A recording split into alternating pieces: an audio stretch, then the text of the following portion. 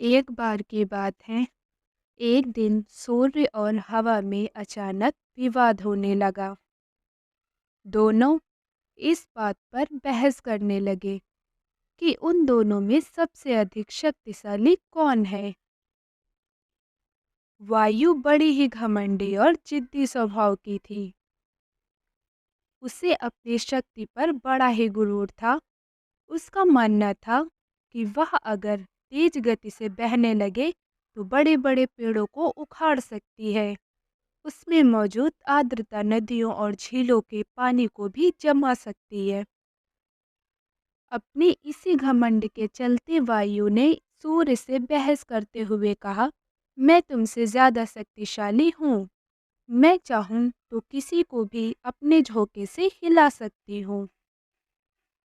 सूर्य ने हवा की बात मानने से इनकार कर दिया और कहा, बड़े ही शांत तरीके से, देखो, कभी भी अपने पर घमंड नहीं करना चाहिए।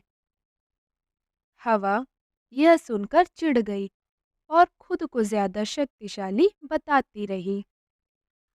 इस पर दोनों आपस में बहस कर ही रहे थे कि उन्हें तभी रास्ते में एक आदमी दिखाई दिया। उस आदमी ने कोट पहना हुआ था। उसे देखकर सूर्य के मन में एक योजना आई। उसने हवा से कहा, जो भी इस आदमी को उसका कोट उतारने के लिए मजबूर कर देगा, उसे ही अधिक शक्तिशाली माना जाएगा।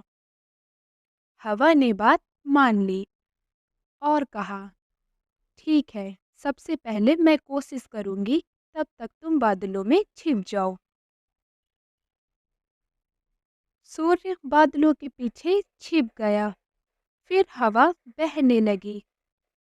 वह धीमे धीमे बहने लगी, लेकिन उस आदमी ने अपना कोट नहीं उतारा। फिर वह तेजी से बहने लगी। हवा तेज होने की वजह से उस आदमी को ठंड लगने लगी और उसने अपने कोट से शरीर को अच्छे से लपेट लिया।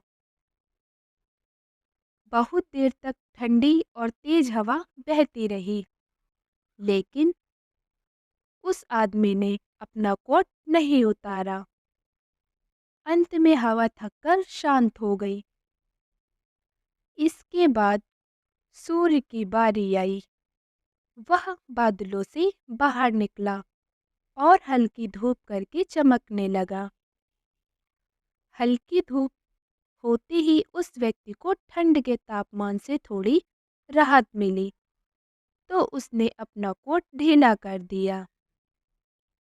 इसके बाद फिर सूर्य तेजी से चमकने लगा और तेज धूप निकल गई।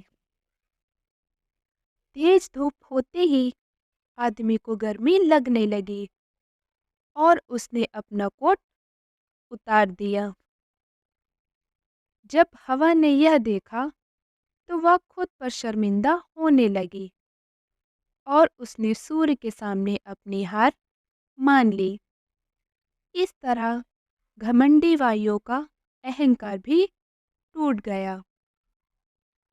कहानी से सीख, खुद की योग्यता व ताकत पर कभी घमंड नहीं करना चाहिए, क्योंकि घमंड करने वालों की कभी जीत नहीं होती है।